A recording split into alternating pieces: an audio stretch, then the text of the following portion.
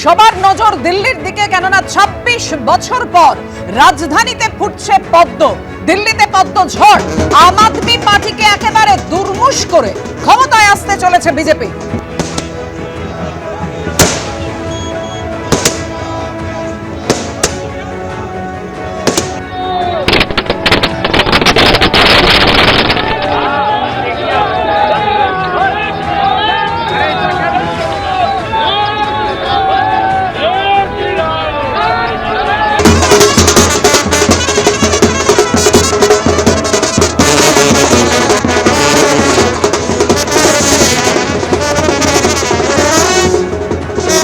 বুঝতেই পাচ্ছেন ২৬ বছর পর, ১৯৯৮-এর পর এবার দিল্লি দখলের পথে বিজেপি।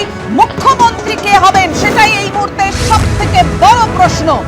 আতশবাজি, আবির এবং বাজনা সহযোগে এই মুহূর্তে বিজেপি কর্মী সমর্থকদের উচ্ছ্বাস রাজধানীতে দেখতেই পাচ্ছেন।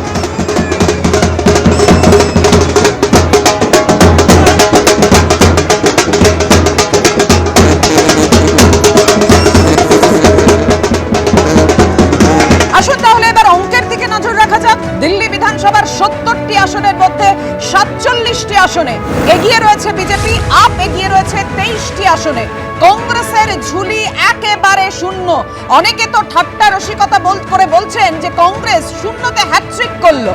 বিকেল ৫:৩০টায় দিল্লিতে বিজেপির সদর দফতরে যাবেন প্রধানমন্ত্রী, অর্থাৎ যেটা ৮টায় হওয়ার কথা ছিল, বুঝতেই পারছেন ২.৫ ঘন্টা এগিয়ে নিয়ে এসেছেন প্রধানমন্ত্রী।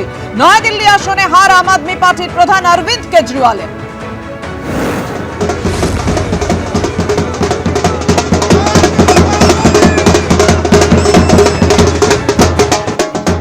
কেজরিওয়ালকে হারিয়ে জয়েন্ট কিলার বিজেপি প্রার্থী প্রবেশ শর্মা।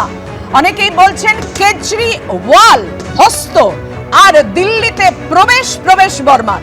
যোধপুরা আসনে পরাজিত প্রাক্তন উপমুখ্যমন্ত্রী মনীষ সিসোদিয়া। কালকাজি আসনে একেবারে একা কুম্ভ যেন রক্ষা করছেন নকল বুঁদিগড়ের মতো অতিশী মারলেনা।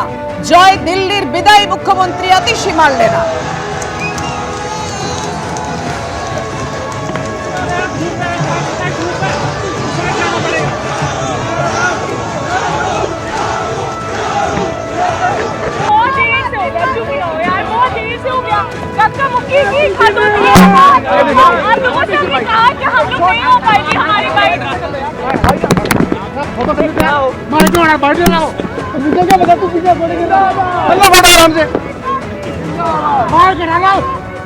सबसे पहले तो मैं कालकाजी विधानसभा की जनता का धन्यवाद करना चाहती हूँ जो उन्होंने मुझ पर भरोसा दिखाया।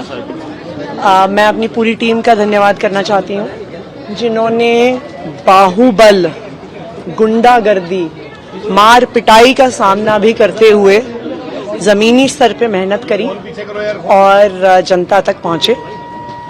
बाकी दिल्ली की जनता का जनादेश है, हमें जनादेश स्वीकार है।